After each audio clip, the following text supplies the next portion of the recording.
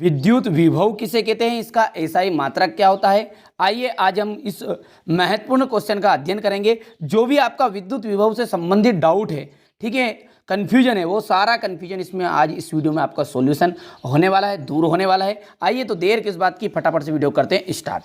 देखिए यहाँ पर मैंने एक चित्र बना के रखा हुआ है पहले से ही। मान के चलिए ये कोई एक धनावेश है और जैसा कि आपको नजर भी आ रहा है क्यू धन आवेश है। अब इसका कोई एक क्षेत्र रहेगा, उस क्षेत्र को हम कहेंगे विद्युत क्षेत्र। जहां तक इसका क्षेत्र रहेगा, जैसे मान के चलिए आप यहां पर मैंने एक केबल से करंट छोड़ा है, उदाहरण दे रहा हूं, करंट छोड़ा और करंट जो छोड़ा तो वो उसकी एक सीमा होगी कि कहां तक वो फैल सकता है। उसी तरह इस धनावेश की भी क्या है, एक क्षेत्र सीमित है, उस क्षेत्र को कहेंगे विद्युत क्षेत्र। ठीक है, अब इसके बाहर चाहे कहीं पर भी कोई सा दूसरा आवेश रखा रहेगा, उसे हम कहेंगे अनंत। वो कहां पर रहेगा, अनंत पर।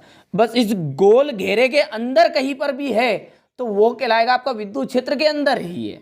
और यदि इसके बाहर कोई सा आवेश रहेगा तो वो कहलाएगा अनंत पर है। तो मान के चलिए मैंने यहां पर एक +1 ले लिया, जिसे हम कहेंगे एकांक धन आवेश। क्या कहेंगे, एकांक धन आवेश कहेंगे।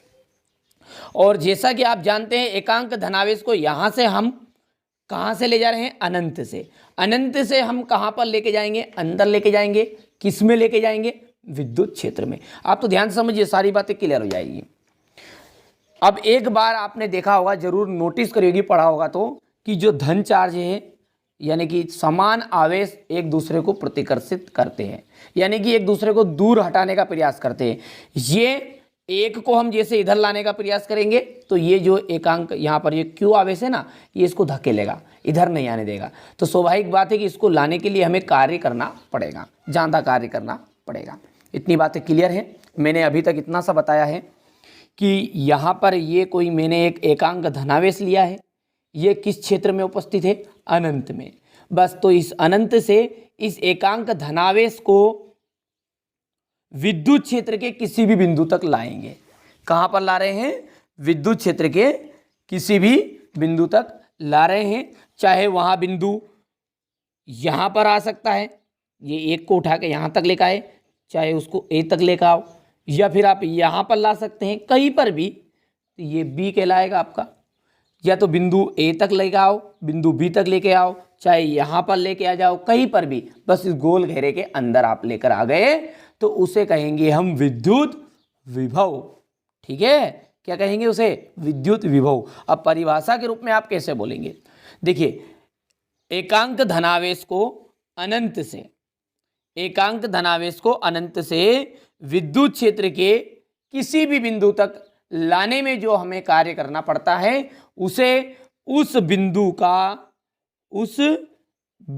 का विद्युत विभव कहते हैं। समझ में आ गया है।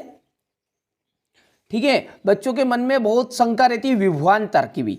तो विभवांतर क्या है, देखिए, ये विभवांतर क्या है, इस गोल घेरे के अंदर ही कहीं का आवेश है। ये अब ये धनावेश हमारा यहाँ पर आ गया एक, अब इसको हम ए से बी तक लेकर आएंगे ना, ये तो इन दोनों के बीच में जो अंतर है उसे कहते हैं विभवांतर।